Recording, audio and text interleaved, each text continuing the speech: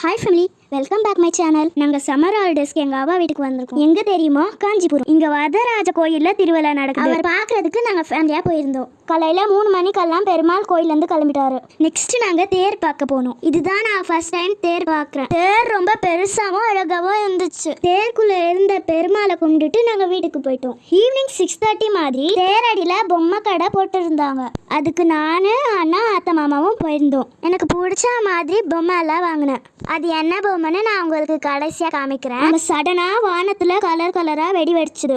எதுக்கு வெடிக்கிறாங்கன்னு நான் எங்கள் மாமா கிட்ட கேட்டேன்.